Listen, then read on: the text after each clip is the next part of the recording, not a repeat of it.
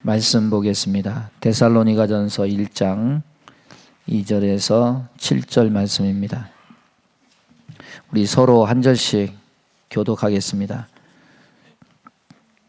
우리가 너희 모두로 말미암아 항상 하나님께 감사하며 기도할 때에 너희를 기억함은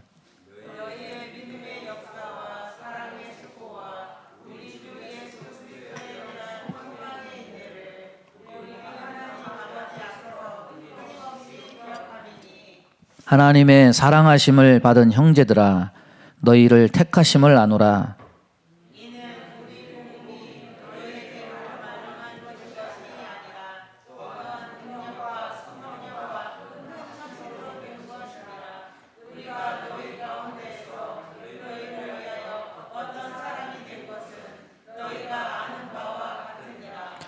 또 너희는 많은 환난 가운데서 성령의 기쁨으로 말씀을 받아 우리와 주를 본받은 자가 되었으니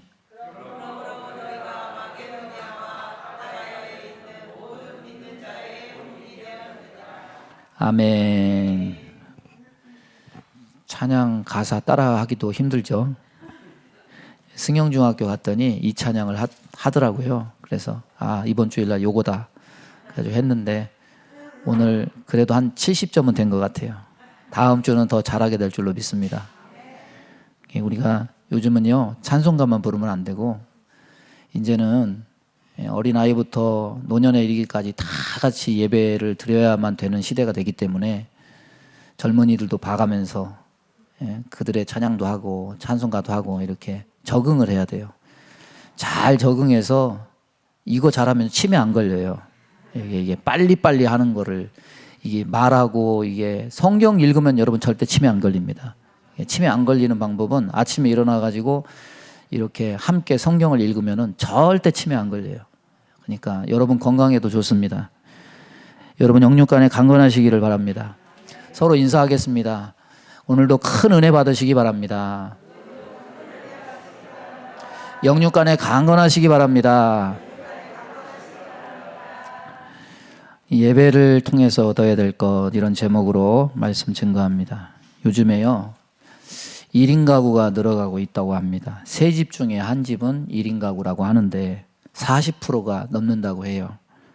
지난 시절에는 저 자랄 시절에는 가장 모던하고 현대적이고 이상적인 가정의 숫자가 1인 4가구 그게 가장 이상적인 숫자였는데 이제는 1인 가구, 2인 가구가 전체 가구의 60% 이상을 차지하고 지난날에 이상적인 구성원이라고 했던 그 4인 가구가 가장 많은 숫자의 가구가 됐습니다. 이렇게 바뀐 시류를 살다 보니까 신앙생활도 마치 혼자 해도 되는 것처럼 착각하게 되는 경향이 생겨나는 것 같습니다. 이런 때 우리가 믿는 것들이 무엇인지 헤아려 보면 우리가 시류에 따라 생각이 바뀌는 것이 진리가 아니고 하나님 말씀으로 어떤 신앙생활을 해야 될 것인가 이것을 우리가 바로 교정할 수가 있습니다. 사도신경은 우리가 믿는 것들을 암송하면서 헤아려 보면서 반추하는 유익을 줍니다.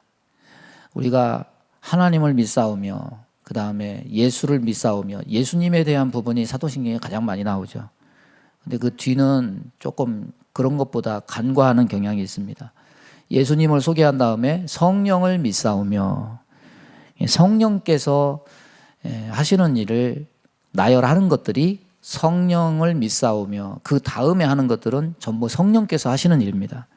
첫째는 거룩한 공예와 성도가 서로 교통하는 것과 성령께서는 교회를 하나 되게 하십니다. 교통하게 하십니다. 교회는 건물이 아니에요. 교회의 내용은 뭐냐? 성도입니다. 사람 혼자는 교회가 아니에요. 교회는 구원받은 복수의 사람들 성도가 그 교회고 그 성도가 교회당에 와서 신앙생활을 함으로 교통함으로 우리가 교회로서 존립을 할 수가 있는 겁니다. 이것을 누가 하시느냐? 성령께서 하십니다. 또 죄를 사하여 주시는 것과 성령이 우리 마음에 감동해서 오늘 말씀에도 성령의 능력과 이 말씀이 있지 않습니까?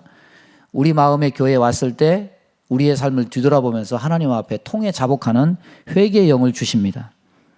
또 몸이 다시 사는 것과 영원히 사는 것을 믿사옵나이다. 영생, 부활, 천국, 소망을 믿게 하는 거죠. 그래서 내가 이 세상에서 무엇이 가장 소중한가? 내가 영생을 얻은 것이 가장 소중하구나. 성령은 교통하는 성도에게 부활과 영생하는 축복의 은혜를 줍니다. 전 상식적인 사람이면은 세 가지 잘해야 된다고 생각합니다. 따라서 보겠습니다. 안녕하세요. 감사합니다. 미안합니다.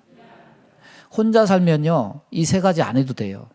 안녕할 일이 어디 있습니까? 대상이 없는데, 혼자 사는데. 안녕할 일도 없고, 다른 사람에게 감사할 일도 없고, 그 다음에 미안한 일도 없어요. 혼자 살면. 그냥 나 혼자만 살면 돼요. 그런데 믿는 사람은 혼자 살아도 이 세 가지를 피할 수 없습니다. 왜냐? 사람과는 안녕하지 못해도 하나님 앞에서는 안녕해야 되고, 이 세 가지가 하나님 앞에서도 필요하기 때문이에요. 그런데 곰곰이 생각을 해보니까 사도신경에 성령께서 하시는 일이 그 세 가지와 밀접한 관련이 있더라고요. 여러분, 안녕하세요. 하나님 안녕하세요. 거룩한 공예와 서로 교통하는 것, 하나님께 안부를 묻고 하나님 좋았습니다. 그 다음에 교회 와서 성도들과 교제하는 것, 이게 바로 안녕하세요 아니에요? 미안합니다. 잘못했습니다. 죄를 사하여 주시는 것과 회개하는 것이 바로 이거 아닙니까? 회개를 잘해야 하나님과의 소통이 이루어질 수 있죠. 감사합니다는 뭡니까? 하나님, 내가 이 세상에 고난받고 힘든 거 많지만은 그래도 나는 감사해요. 왜? 부활과 영생의 소망을 주셔서 감사합니다. 예? 승영중학교 가니까요. 승영중학교라는 이름이 그 학교에 가면은 그 교훈을 돌에 새겨놨어요. 거기에 뭐라고 적어놨냐면은 학교 교훈이 뭐냐면 믿음으로 승리, 하나님께 영광. 그래서 승리의 승자, 하나님께 영광의 영자를 따가지고 승영중학교인 거예요. 이 학교는 대안학교가 아니에요. 1947년에 개교해서 정교, 문교부 인간한 학교입니다. 이 학교 가보면 잘하는 게 있습니다. 안녕하세요. 정말 잘해요. 교장 선생님 아예 그냥 애들한테 그렇게 가르쳤대요. 얘들아 알지? 일단 인사부터 잘해야 된다. 안녕하세요. 그냥 인사 받느라고 너무 정신이 없어요. 근데 이번에는 또 안녕하세요만 잘하는 게 아니더라고. 피자를 가지고 갔더니 이제는 거기다 더 붙여가지고 안녕하세요. 감사합니다도 잘하더라고요. 예? 예배 시간에 찬송을 얼마나 뜨겁게 부르는지, 예? 그리고 또 아멘도 잘하더라고요. 아멘도 잘하더라고. 아멘도 잘하더라고요.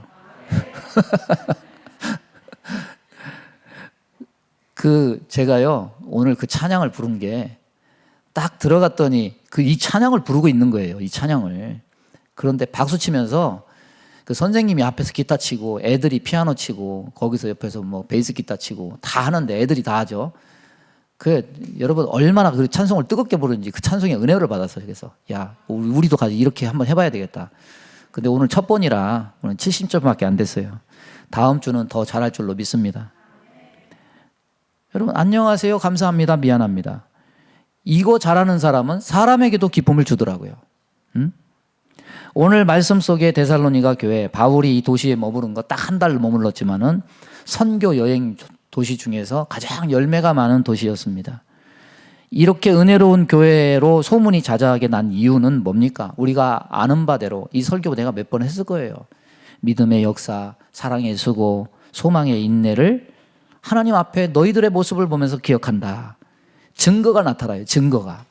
여러분, 교회 생명력이 어디서 옵니까? 이렇게 묻는다면 그건 두말할 것 없이 사람에게서 오는 게 아니라 하나님에게서 생명력이 교회로 부어지는 겁니다. 그러면 교회가 살아있다는 증거가 무엇입니까? 그러면 두말할 필요도 없이 이 데살로니가 교회들의 증거를 빼놓을 수가 없어요. 그러면 오늘날 이 말씀을 받는 우리가 데살로니가 교회처럼 이처럼 살아있는 생명력을 무엇을 통해서 얻을 수 있습니까? 묻는다면 그것은 예배를 통해서밖에 없습니다. 초대교회가 모여서 은혜를 얻기 위해서 한 것이 뭡니까? 모여서 예배하고 성찬에 떡을 떼고 함께 전심으로 기도하는 일이었어요. 예배를 통해서 얻은 은혜가 저들 가운데 믿음의 역사로 나타나고 사랑의 수고로 나타나고 소망의 인내로 나타난 겁니다. 여러분, 우리가 하나님과 소통이 잘 되고 있습니까? 우리 하나님을 향해서 안녕하세요 잘 하고 있어요? 요즘은요, 참 세대가 너무 각박해졌어요. 엘리베이터 타면 참으로 그 짧은 시간 안에 불편함이 있어요. 뭡니까? 모르는 사람 안녕하세요도 없이 그냥 우리는 그냥 엘리베이터 타면 스마트폰 뭐 하듯이 이렇게 하고 딴 데 쳐다보고 있고, 그러면서 같은 공간에 10초 30초 머물러야 되는 그 불편함.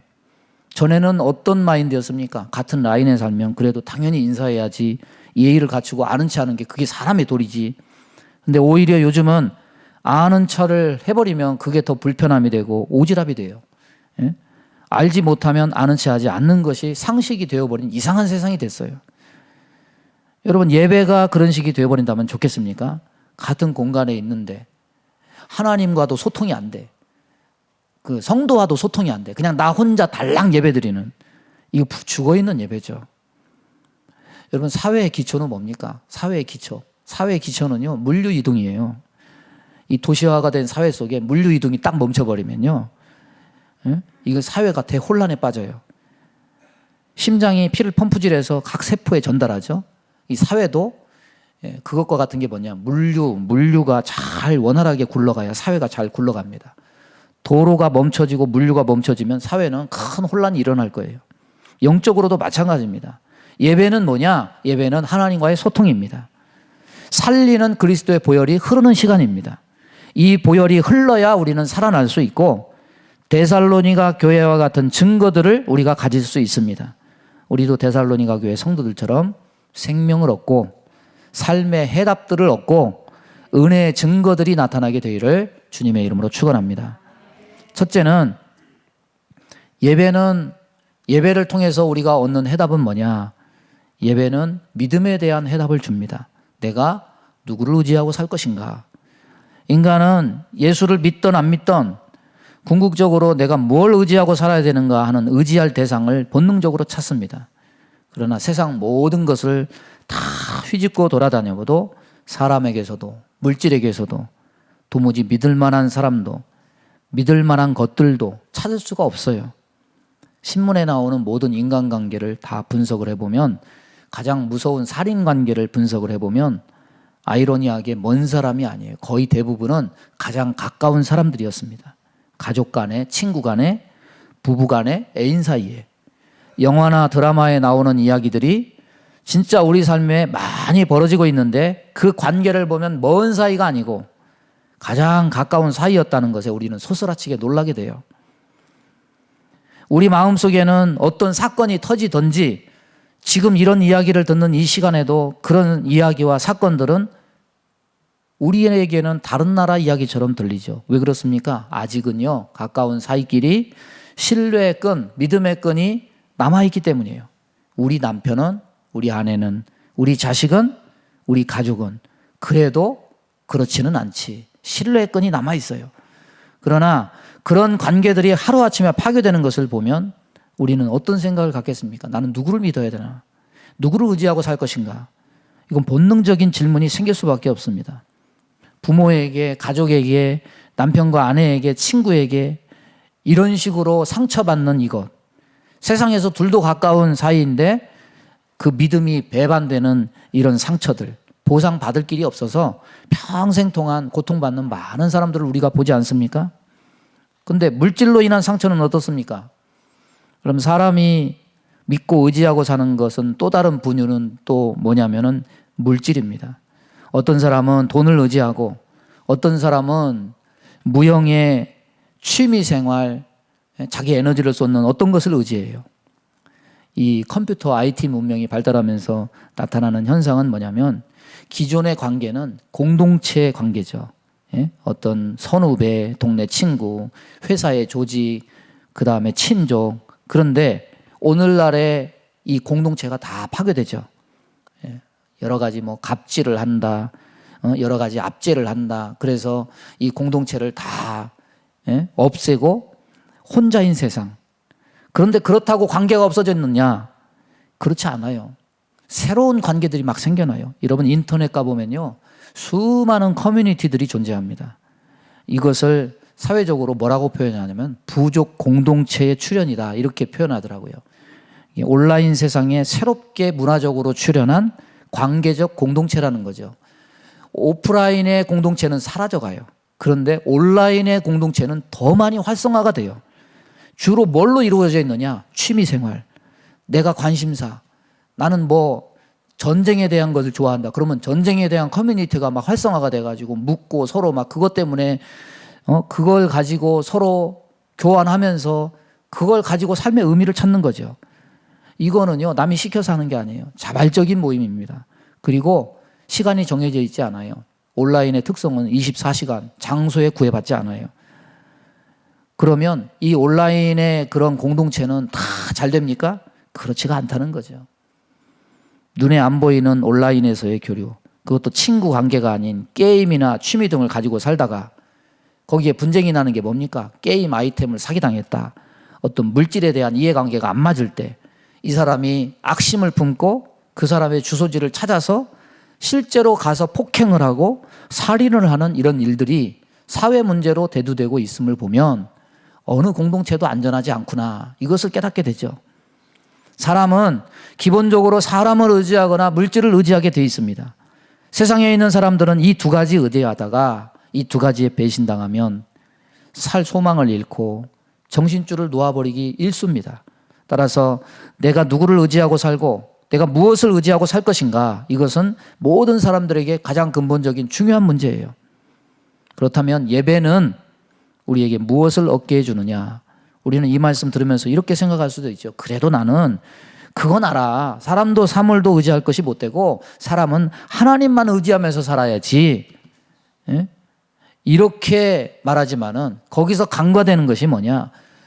혼자만 하나님과 소통하면 무슨 문제입니까? 응? 지식적으로는 알지만 마음으로는 자기도 모르게 세상에 전염되어 있고 자기 육체의 본성으로 되돌아가서 하나님보다 그 누군가를 더 의지하고 하나님보다 재물을 더 의지하는 마음으로 돌아서 있다면 이 예배는 온전한 소통이 이루어지는 예배가 아닌 거죠. 이미 믿은 우리는 예배를 통해서 뭘 얻어야 되느냐? 지난 한 주간 하나님만 의지하면서 살지 못하고 사람을 의지하고 세상의 헛된 것 의지하면서 산 자신의 삶이 하나님 보시기에 잘못된 삶이라는 것을 발견하는, 돌이키는 은혜가 있어야 돼요. 이사야의 고백처럼 이사야는 저보다 의롭고 선한 사람이에요. 그럼에도 불구하고 하나님 앞에 섰을 때 어떤 표현을 했느냐? 화로다 나로 망하게 되었도다. 자기가 하나님 앞에 어떤 존재인지를 발견하게 된 겁니다. 그런 하나님에 의한 자기 객관적 시각이 분명하게 이루어진 회개와 고백이 있을 때 비로소 내가 누구를 의지하고 살 것인가, 내가 누구를 의지하고 살아야 보호받고 온전한 삶을 살 수 있는가의 대답이 더욱 선명하고 확고해질 수가 있는 겁니다. 예배는 믿음의 대상에 대한 해답을 줍니다. 그러나 돌이키지 않는 일방적인 소통, 하나님과 우리와의 관계가 화목되지 못하고 불편한 관계에 그대로 머물러 있는 거예요. 그렇다면 이 예배는 실패한 예배입니다. 여러분, 여기 와서 마당만 밟지 말고 형식만 취하지 말고 하나님과의 소통이 온전히 회복되는 은혜가 있기를 바랍니다. 예배 드리기 전에 세상에 헛된 것을 의지했던 그런 사람이 예배 드리고 나서 하나님을 신뢰하는 그런 삶으로 돌이켜줘야 돼요. 하나님밖에 의지할 자가 없다는 그런 신뢰와 믿음 관계가 다시 확고히 바로 서야 됩니다.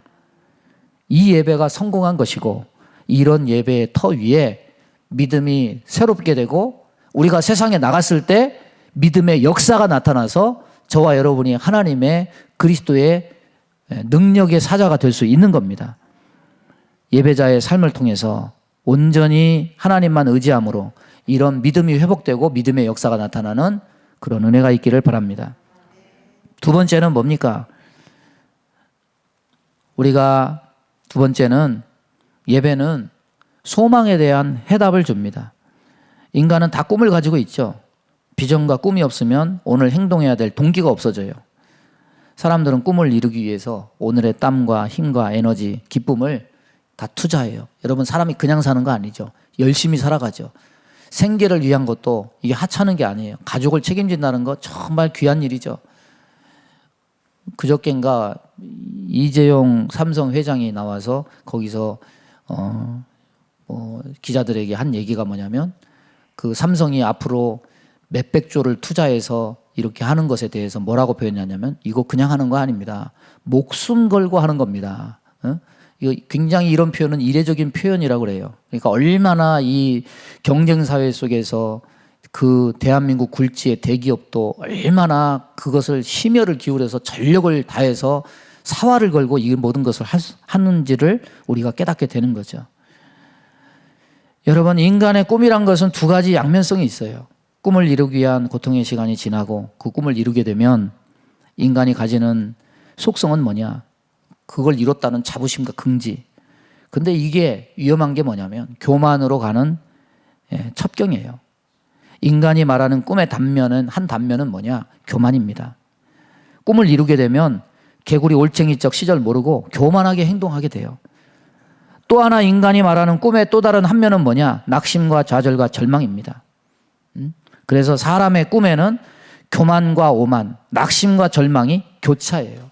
이게 인간의 삶이에요. 여러분, 하나님이 저와 여러분의 삶을 성공시켜 주든지 좌절시켜 주든지 그것에 따라서 우리의 믿음과 예배가 파도 치듯이 잘 되면 조금 열심히 하는 것 같다가 또 잘 안 되면 또 푹 꺼졌다가 여러분, 이것은 진정한 소망을 가졌다고 볼 수가 없어요. 예?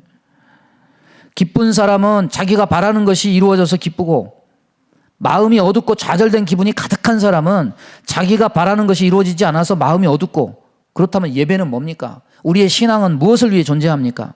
나의 꿈을 이루어주는 수단과 방편이 신앙입니까? 나의 인생에 나오는 파도와 거센 풍랑을 건너게 하는 징검다리 발판입니까?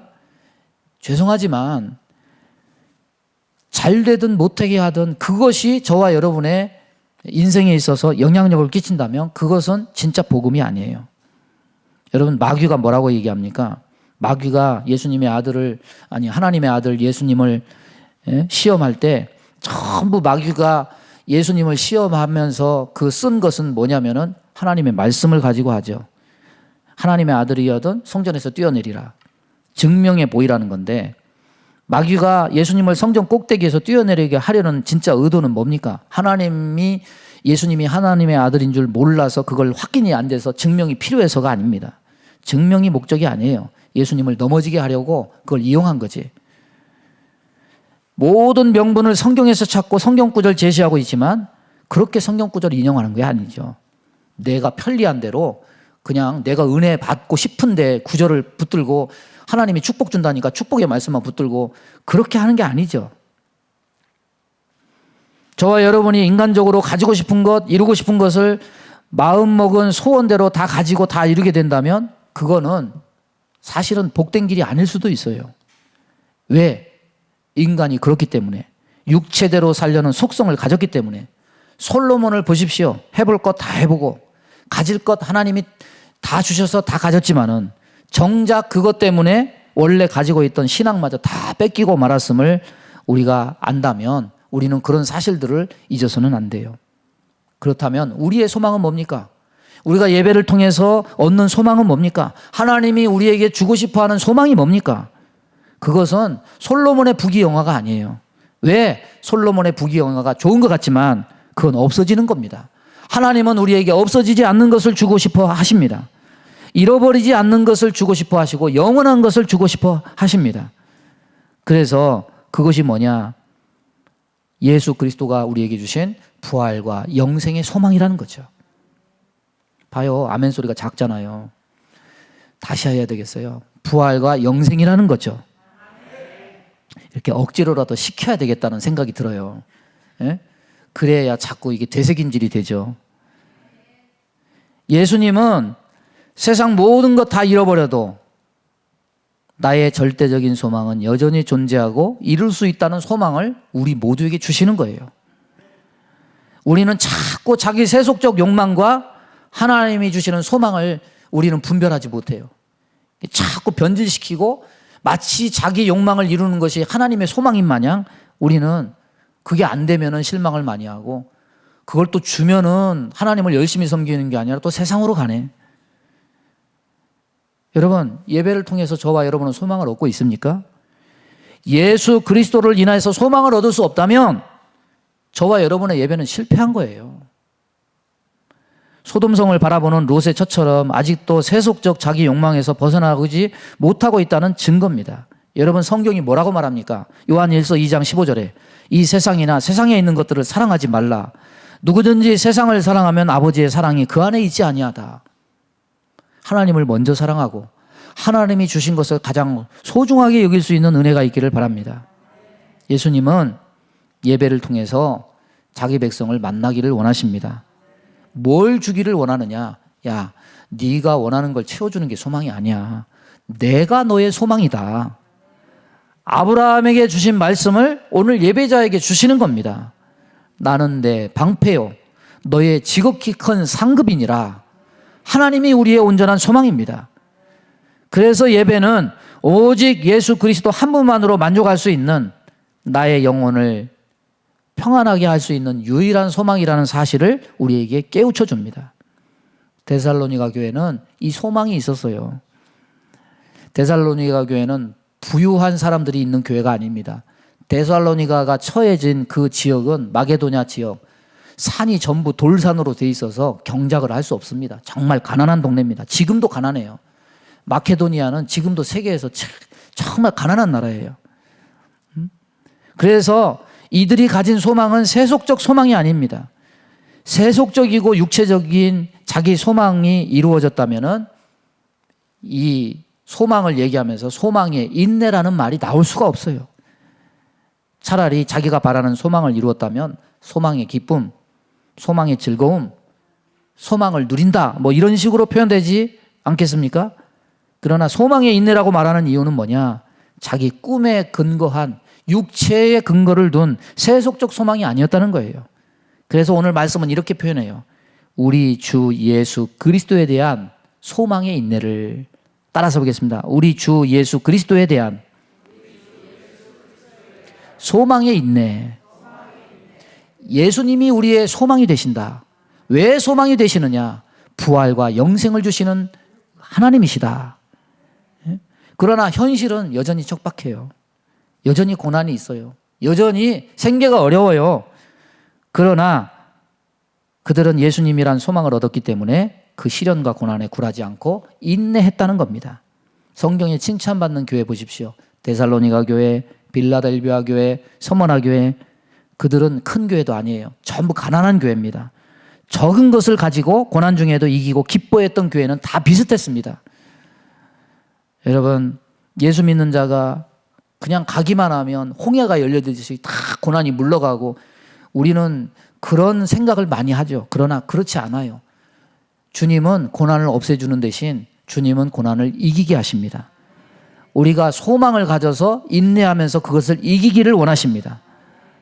저와 여러분이 예배를 통해서 주님을 발견하고 이 고난 속에 소망의 인내를 배워서 고난을 이기고 승리하는 저와 여러분 되기를 주님의 이름으로 축원합니다.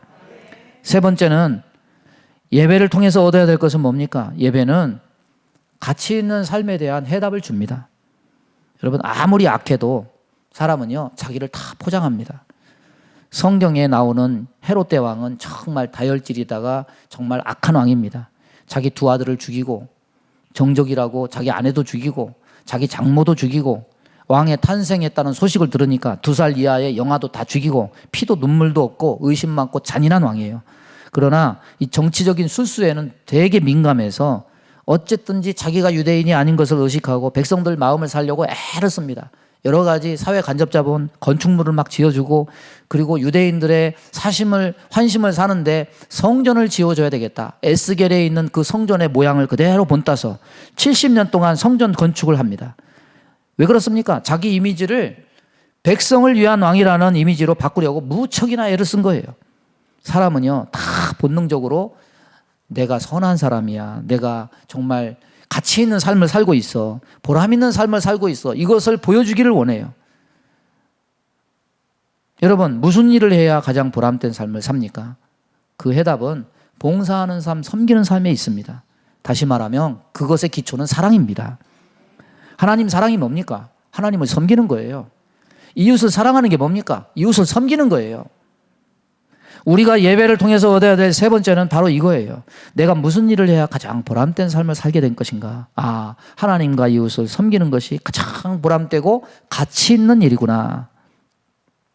나 혼자 자기 자신만의 안위를 위해서 사는 삶은 하나님이 계획하신 삶이 아니에요. 하나님의 백성된 삶도 아닙니다. 하나님께서 아브라함에게 약속하신 세 번째 약속이 뭡니까? 바로 이 섬기는 삶에 관한 겁니다. 복의 근원이 될 것이다. 하나님을 섬기는 자로서 다른 이들에게 자기가 받은 사랑을 나누어주고 복의 통로, 은혜로의 통로로 쓰임 받는 것이 하나님의 복된 약속 중에 하나예요. 여러분, 코로나 터져서 정말 어렵고 힘들고 그런 중에 11조 드리고 감사 헌금 드려야 되고 여러 가지 부담이 되고, 그런데 선교사님 와서 또 도와드려야 되고, 또 학교에 가서 또 학교에 피자 사준다니까 그것도 도와줘야 되고, 여러 가지 복잡한 게 많죠. 그러나 하나님 말씀에 의하면 우리는 복에 근원된 사명을 지금 감당하고 있는 거예요. 성경에서는 움켜쥐는 것은 가치도 없고 보람도 없다고 말해요. 전도서 6장 7절에 보면 사람의 수고는 다 자기의 입을 위함이나 그 식욕은 채울 수 없느니라. 왜 일합니까? 먹고 살기 위해서 일하죠. 평생 먹고 살기 위해서 일한 것 가지고 아무리 쌓아놔도 그걸 날마다 먹고 있지만 배가 채워집니까? 금세 꺼지지. 배는 절대 안 채워져요. 끊임없는 일이에요. 이거는 죽음과 함께 끝이 나죠. 전도서 1장 8절에는 이렇게 말해요. 모든 만물이 피곤하다는 것을 사람이 말로 다 할 수는 없나니 눈은 보아도 족함이 없고 귀는 들어도 가득 차지 아니하도다. 여러분을 만족하게 하는 일이 어디 있습니까? 눈으로 듣는 것, 귀로 보는 것, 눈으로 보는 것, 귀로 듣는 것. 사람이 얼마나 간사한지 자꾸 보면 실증 나요. 아무리 좋은 가수가 나와서 노래를 불러도 그거 몇 번 들으면은 또 다른 노래 없냐고 얘기해요.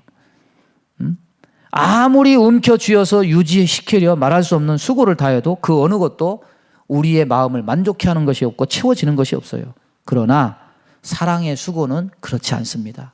섬기는 수고는 그렇지 않습니다. 전도서 11장 1절에 너는 내 떡을 물 위에 던져라. 여러 날 후에 도로 찾으리라. 우리가 선교하고 감사하고 하나님을 섬기고 이렇게 한 모든 것, 그 사람이 우리에게 주는 게 아니에요. 여러 날 후에 누가 주시느냐? 하나님이 다 갚아주신다. 하나님이 다 보상해 주신다. 우리는 고린도전서 13장에 나오는 사랑 노래에 익숙합니다. 그러나 세상 사람들이 말하는 사랑에 대한 의견을 좀 들어볼 필요가 있어요. 박영하라는 시인이 사랑에 대해서 이렇게 시를 지었어요. 사랑이란 희생, 땅을 파고 자기를 묻는 것, 눈을 감고 귀를 막는 것, 입을 다물고 눈으로 말하는 것, 또한 손으로 말하는 것, 그리고 삶을 가르는 무언의 침묵. 이건 행동하는 거라는 거죠. 또 안도연이라는 시인은 이렇게 말합니다.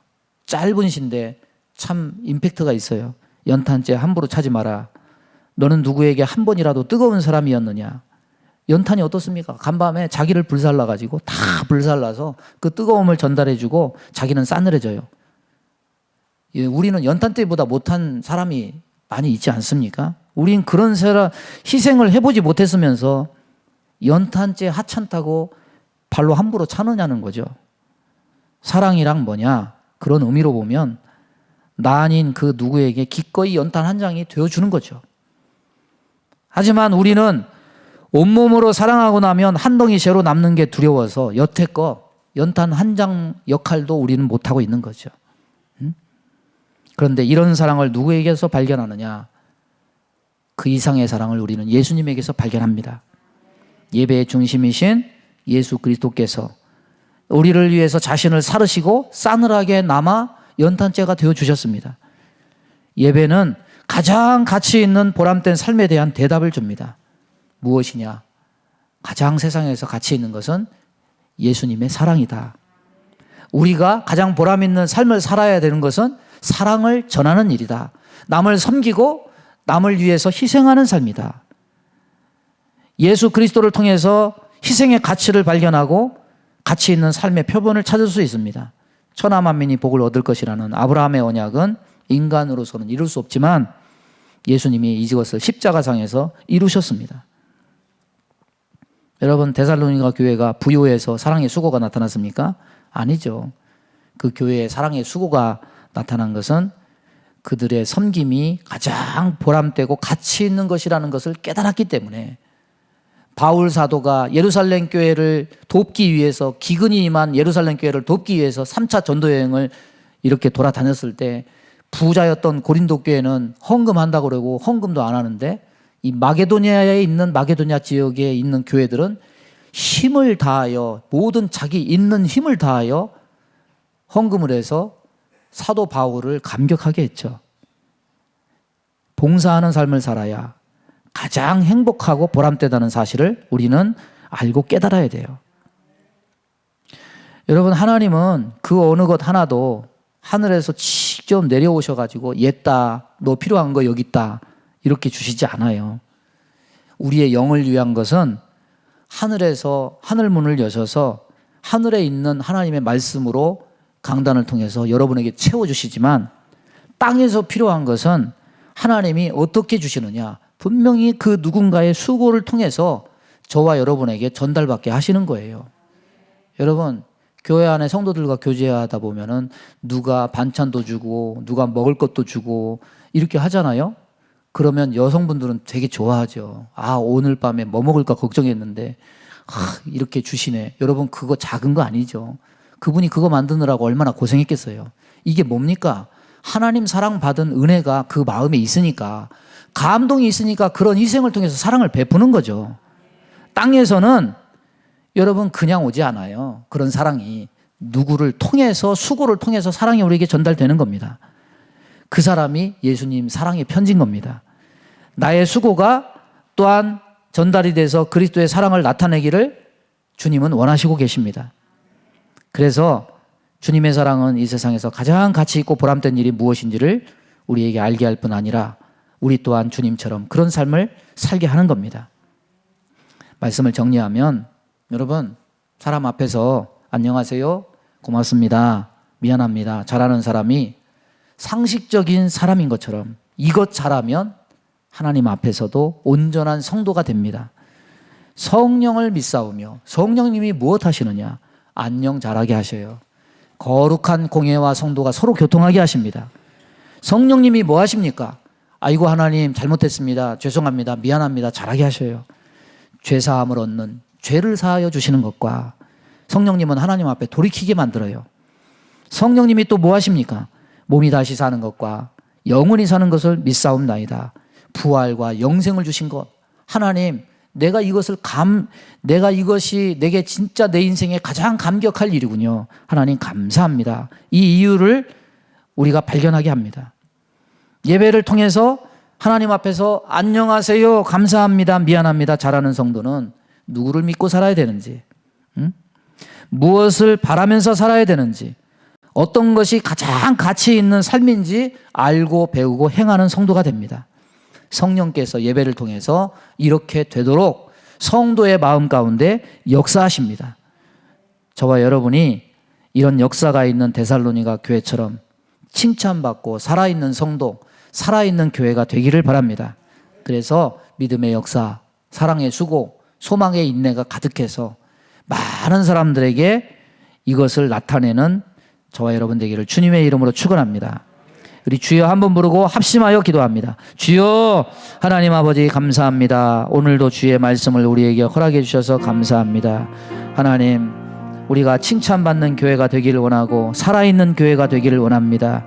하나님, 주님 앞에 성령의 역사를 통해서, 예배를 통해서 온전히 돌이켜지고, 예배를 통해서 믿음, 소망, 사랑이 온전히 다시금 회복이 되고, 아버지 하나님, 우리가 인간과 관계를 가지면서 아버지, 우리가 인사하고 잘못을 회개하고 돌이키고 우리가 감사를 표하는 것처럼 성령님을 통해서, 예배를 통해서 이런 역사가 나타나서 우리가 하나님 안에 온전히 회복되고 은혜를 나누는 귀한 역사가 있게 복내려 주옵소서.